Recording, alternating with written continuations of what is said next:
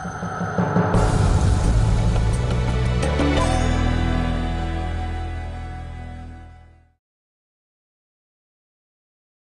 do people get motivated? That is a big challenge, and there are a lot of theories on this. Of course, all these the basics don't change, but however, certain things assume more importance than the others.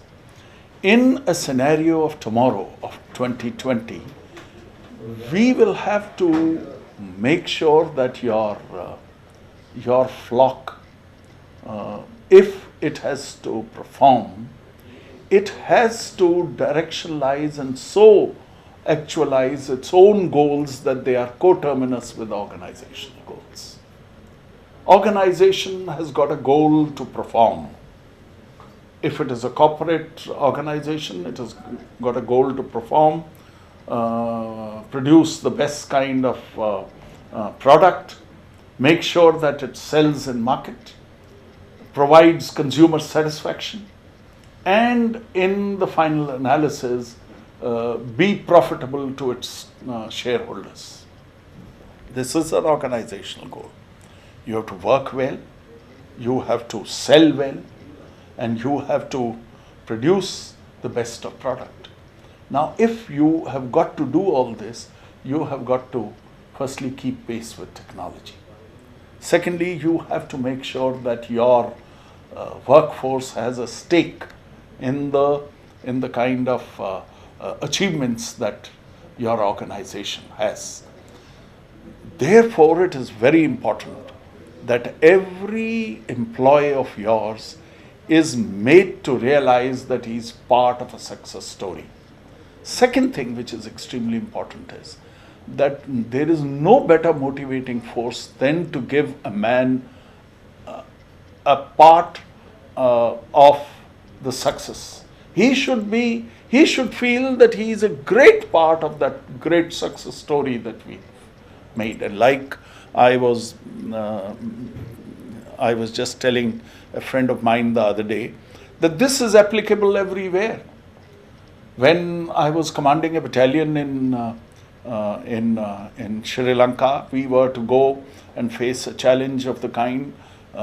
We were fighting the LTT, and it was extremely important. And of course, when I went there to command that battalion, there were a number of weaknesses that I found that we had, and we had to overcome those weaknesses.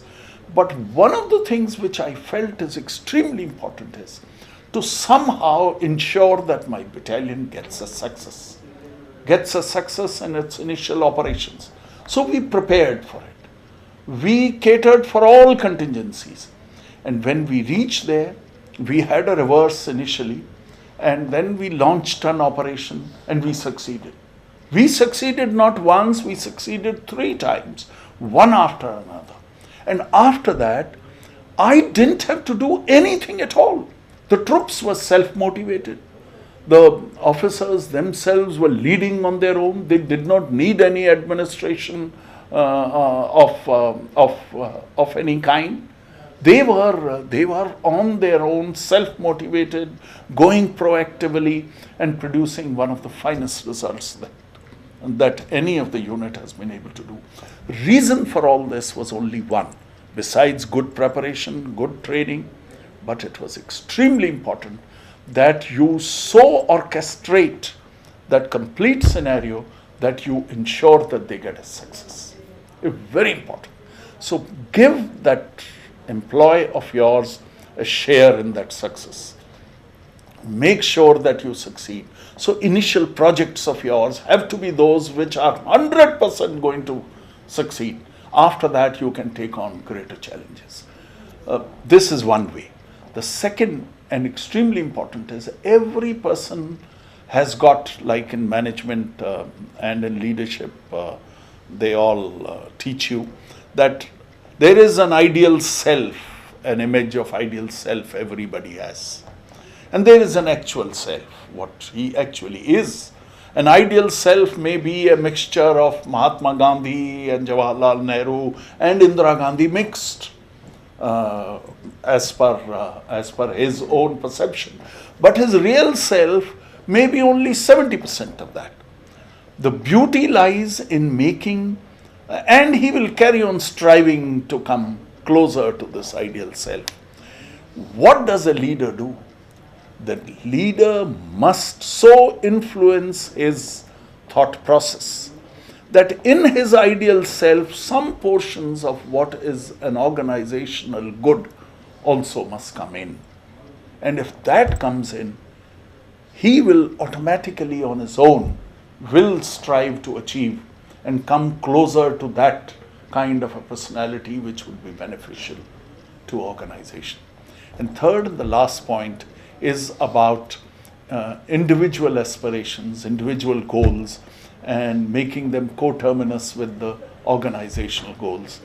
This requires a great amount of ingenuity, out-of-box solutions to see as to how you can make sure that that man not only thinks that he's part of a success story, but he also realizes that the place where he's working is the one where people care. And people care, and they are conscious of his own aspirations as well. And if we are able to do this, I think the challenges which are going to come in future can easily be surmounted. In a nutshell, the challenges are not going to be grossly different than what they are now. Only their characteristics will change. There will be more competition. There will be more technology-driven solutions which will be needed. You may tomorrow have to encourage people working in the kind of an environment which is totally different. Some of them may be working from homes. You may have virtual offices and all those solutions will come on the table, but the basic rules remain unchanged.